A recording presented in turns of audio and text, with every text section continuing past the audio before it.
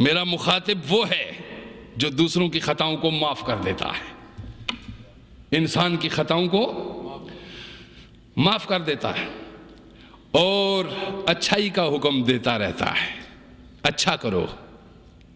یہ حکم حضور کو دیا گیا تھا صلی اللہ علیہ وسلم کو، کیا میرے حبیب معاف کرنا اختیار کرو۔ اب ذرا بات سنیے، ایک بات توجہ دیجئے، بات سنیے، غور کیجئے۔ رحمت للعالمین، کوئی تصور کر سکتا ہے، کوئی سوچ سکتا ہے کہ پتھر کھائے اور دعائیں دے؟ توجہ دیجئے، غور کیجئے، کوئی تصور کر سکتا ہے اس کا؟ خون سے جسم محمدی صلی اللہ علیہ وسلم لہو لہان ہو گیا طائف کی وادیوں میں، دیوانہ کہہ کر پتھر مارتے تھے بچے پیچھے سے، سر انور زخمی ہوا، خون بہتا ہوا، پائے مبارک آپ کے نالین پہ چلا گیا۔ اللہ غنی، ذرا توجہ دیجئے۔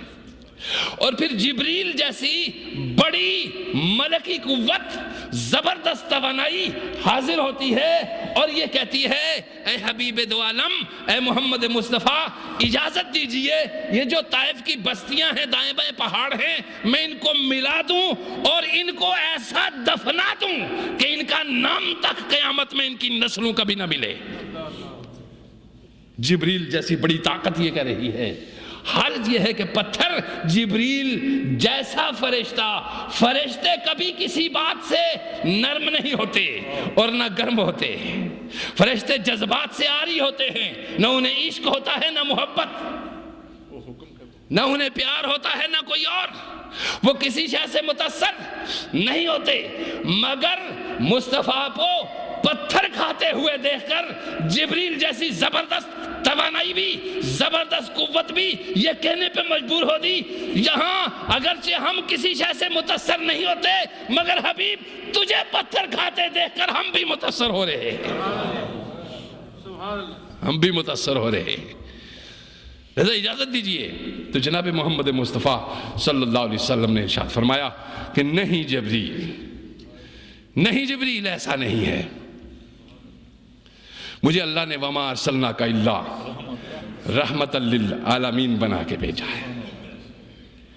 اس قوت کو بھی دیکھیے اور پھر یہ جملہ بھی سنیے، خذ العفو، یعنی سرکار دو عالم پہلے ہی رحمت کی معراج پہ،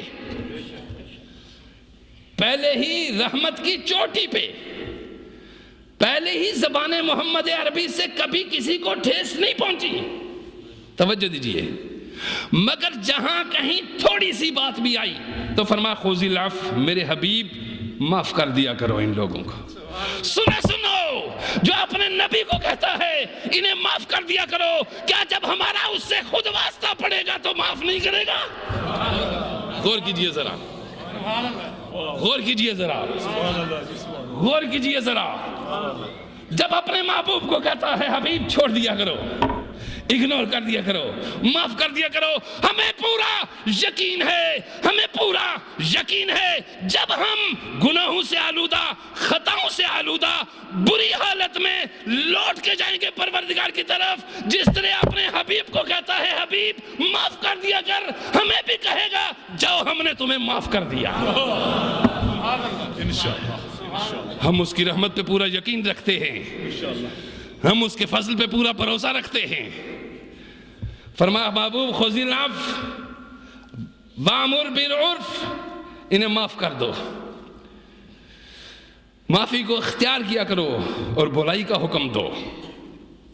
توجہ دیجیے، پھر ایک آیت مبارک میں پروردگار عالم نے ارشاد فرمایا کہ جیسے میں نے عرض کیا تھا نا کہ دنیاوی مفادات، اتباع نفس اور غفلت، یہ تین چیزیں ایسی ہیں جو انسان کو اطاعت الہی اور اتباع محمد صلی اللہ علیہ وسلم سے روکتی ہیں۔ آپ نے دیکھا سنا، یہی ہے موضوع ہمارا۔ پروردگار فرماتا ہے زُيِّنَ لِلنَّاسِ حُبُّ الشَّهَوَاتِ مِنَ النِّسَاءِ وَالْبَنِينَ وَقَنَاطِيرِ الْمُقَنطَرَةِ مِنَ الذَّهَبِ وَالْفِضَّةِ۔ قرآن کہہ رہا ہے لوگوں کے لیے آراستہ کی گئی ہیں